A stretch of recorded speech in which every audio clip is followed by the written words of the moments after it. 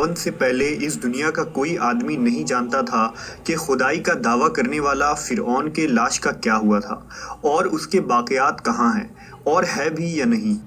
توریت، انجیل اور قرآن مجید میں اس واقعے کا تفصیل سے ذکر ملتا ہے کہ حضرت موسیٰ علیہ السلام اور بنی اسرائیل کا پیچھا کرتا ہوا فرعون پانی میں غرق ہو کر اپنی فوج سمیت مر گیا تھا، جبکہ حضرت موسیٰ علیہ السلام اور بنی اسرائیل اللہ کے حکم سے سمندر کے بیچ بننے والے راستے سے گزر گئے تھے۔ اس کے بعد فرعون کا کیا ہوا تھا، اس بارے میں بائبل اور توریت خاموش ہے، لیکن قرآن مجید میں اس کے انجام کے بارے میں ایک بہت ہی عجیب بات کہی گئی تھی جس کی کسی کو سمجھ نہیں تھی کہ اس کا کیا مطلب ہے۔ سورہ یونس میں فرعون کا انجام کچھ اس طرح فرمایا گیا تھا، بس ہم تیرے بدن کو سمندر سے نکال کر محفوظ کر لیں گے تاکہ تو بعد میں آنے والوں کے لیے عبرت بن جائے۔ یہ واقعہ آج سے 3500 سال پہلے پیش آیا تھا۔ دراصل فرعون کے سمندر میں ڈوب کر مرنے کے بعد سمندر نے اس کے جسم کو اللہ کے حکم سے باہر پھینک دیا تھا، جبکہ باقی لشکر کا کوئی نام و نشان نہ ملا۔ مصریوں میں سے کسی شخص نے ساحل پر پڑی اس کی لاش کو پہچان کر اہل دربار کو بتایا۔ فرعون کی لاش کو محل پہنچایا گیا۔ درباریوں نے مسالے لگا کر اسے پورے شان اور احترام کے ساتھ تابوت میں رکھ کر محفوظ کر دیا۔ ممی بنانے کے اس عمل کے دوران ان سے ایک غلطی ہو گئی تھی۔ فرعون چونکہ سمندر میں ڈوب کر مرا تھا اور مرنے کے بعد کچھ عرصہ پانی میں رہنے کی وجہ سے اس کے بدن پر سمندری نمک کی ایک تہہ جم گئی تھی۔ مصریوں نے اس کی لاش پر اس تہہ کو اسی طرح رہنے دی اور اسے ہنوت کر دیا۔ وقت گزرتا رہا، زمین و آسمان نے بہت سے انقلاب دیکھے جن کی گرد کے نیچے سب کچھ دب گیا، یہاں تک کہ فرعون کی ہنوت شدہ لاش بھی زمین کے تہہ میں چھپ گئی۔ فرعونیوں کے نام صرف کتابوں، ان کی تعمیرات اور لوگوں کے ذہن میں رہ گئے۔ اس واقعے کے 2000 سال بعد اس دنیا میں اللہ کے آخری نبی حضرت محمد صلی اللہ علیہ وسلم تشریف لائے۔ آپ پر نازل ہونے والی آخری کتاب قرآن مجید میں فرعون کے قصے بڑی تفصیل کے ساتھ بیان کیے گئے تھے۔ اسی سلسلے میں اس فرعون کے جسم محفوظ کرنے کے متعلق آیات بھی نازل ہوئی تھی، جس کی سچائی پر اہل ایمان کا پختہ یقین تو تھا، لیکن وہ سمجھنے سے قاصر تھے کہ اس خدائی کے دعویٰ کرنے والے کی لاش کہاں محفوظ کی گئی اور اسے کیسے عبرت کا نشان بنایا جائے گا۔ سن 1871 عیسوی میں مصر کے ایک شہر الغورنیہ سے تعلق رکھنے والے ایک معمولی چور احمد عبد الرسول کو فرعون کے ہنوت شدہ لاشوں کی طرف جانے والے خفیہ راستے کا پتہ چل گیا۔ وہ اس سرنگ سے داخل ہوتا اور اندر رکھے فرعونیوں کے قیمتی سامان چوری کر کے بیچا کرتا تھا۔ ایک دن کچھ لوگوں نے اسے پکڑ لیا اور پولیس کے حوالے کر دیا۔ وہ جس جگہ سے یہ سامان چوری کر رہا تھا وہ دریائے نیل کے قریب تھا۔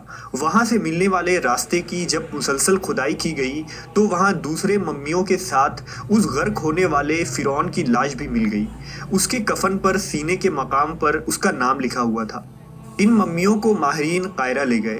جب ان ممیوں کا جائزہ لیا گیا تو فرعون کے ممی پر جمے نمک کے تہ سے یہ تصدیق ہو گئی کہ یہ وہی فرعون ہے جسے اللہ نے پانی میں غرق کر کے بدترین انجام سے ہمکنار کیا تھا۔ یہ بہت بڑی کھوج تھی، لہذا دنیا بھر کے آرکیولوجسٹ اور سائنٹسٹ مصر آنے لگے۔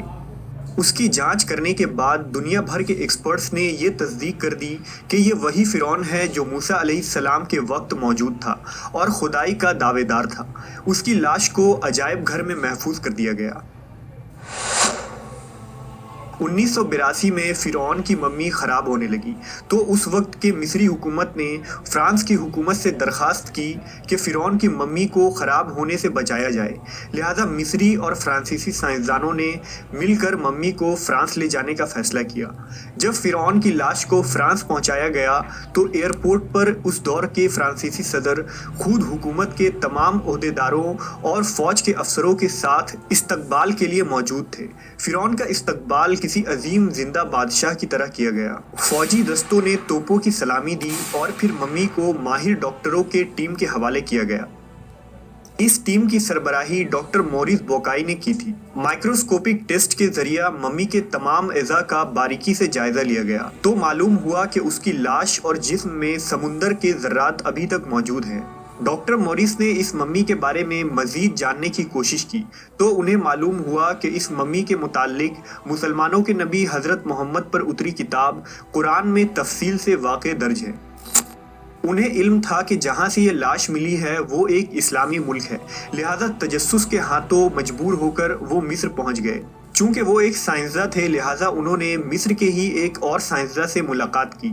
اس نے قرآن پاک کھول کر ڈاکٹر موریس کو سورہ یونس کی ان آیتوں کا ترجمہ لفظ بہ لفظ سنایا۔ فرعون کا خدائی کا دعویٰ، اس کا پانی میں ڈوب کر مرنا، پانی سے نکال کر اس کی لاش کا ہنود ہو جانا اور پھر دوبارہ لاش کا ملنا اور جدید سائنسی طریقے سے اس کے لاش کو محفوظ کیا جانا، ان سب کا اشارہ ایک جانب تھا اور وہ بہت واضح تھا: تجھے بعد میں آنے والوں کے لیے عبرت کا نشان بنا دوں گا۔ فرعون کی لاش محفوظ کر کے ایسے دنیا کے سامنے لا کر رکھ دی گئی کہ انٹرنیٹ کے ایک کلک پر رسائل اور چینلز پر اور میوزیمز میں اربوں انسانوں کی آنکھوں کے سامنے یہ بدترین اور قابل ترس حالت میں موجود ہے، عبرت کے لیے، سوچنے کے لیے کہ عبادت کے لائق اور ہمیشہ رہنے والا وہی رب ہے جو سب کا خالق اور رازق ہے۔ ڈاکٹر موریس آیت کے ترجمے کو سن کر پکار اٹھے: اللہ سچا ہے، قرآن سچا ہے اور اللہ کے نبی سچے ہیں، اور کلمہ پڑھا اور مسلمان ہو گئے۔